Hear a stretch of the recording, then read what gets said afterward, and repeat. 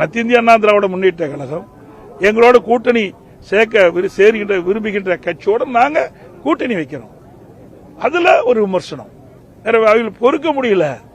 ஏன்னா நாங்க கூட்டணி இல்லைன்னா அவர்களுக்கு எளிதா வரும் நினைக்கிறாங்க. அது ஒருபோதும் நடக்காது. ஏன்னா இன்றைய தினம் நீங்க பாத்தீங்கன்னா இதுதான் சாதனை.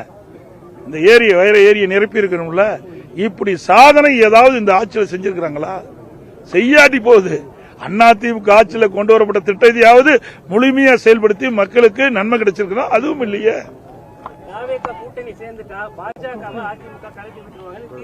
உங்களுடைய கற்பனையா அவர் என்னங்க ஒரு கட்சி? ஏங்க இதெல்லாம் ஒரு கேள்வி கேட்கலாமா? அவர் ஒரு கட்சி சார்.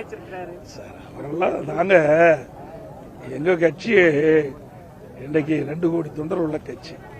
அதுக்கு தகுந்த மாதிரி கேள்வி கேளுங்க. யாரோ பேசுறதுக்கெல்லாம் கேள்வி கேட்காதீங்க. தயவு செய்து கேள்வி கேட்காதீங்க.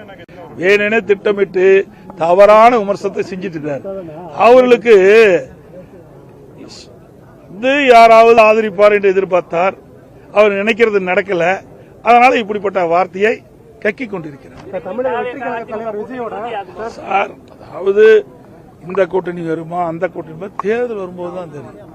நாங்க ஏற்கனவே ஒவ்வொரு முறையும் நீங்க இப்ப 2019 நாடாளுமன்ற தேர்தல், 2021 சட்டமன்ற பொது தேர்தல், 2024 நாடாளுமன்ற, இந்த தேர்தல் பாருங்க. தேர்தல் அறிவிக்கப்பட்ட பிறகுதான் சில நேரத்தில் கூட்டணி வச்சிருக்கிறோம்.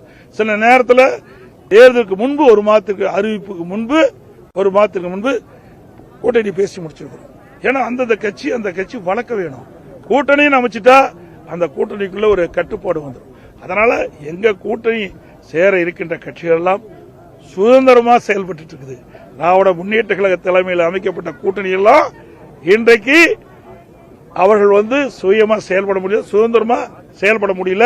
இன்னைக்கு காங்கிரஸ் கட்சி நீங்க பத்திரிகையில பார்த்தேன், பல பேர் எதிர்ப்பு குரல் கொடுக்க ஆரம்பிச்சிட்டாங்க. அடுத்த ஆண்டு நடைபெற்ற சட்டமன்ற பொதுத்தேர்தலில் எங்களுக்கு அதிகமான இடம் வேணும், ஆட்சியில பங்கு வேணும் என்ற கோரிக்கையெல்லாம் வைக்க இன்றைக்கு பத்திரிகையில் வந்திருக்குது. ஆக அவர்களும் குரல் கொடுக்க ஆரம்பித்து விட்டார்கள். ஆக திராவிட முன்னேற்ற கழக தலைமையில் அமைக்கப்பட்ட கூட்டணி இப்பொழுது விரசல் ஏற்படுகின்ற சூழ்நிலை ஏற்பட்டுவிட்டது.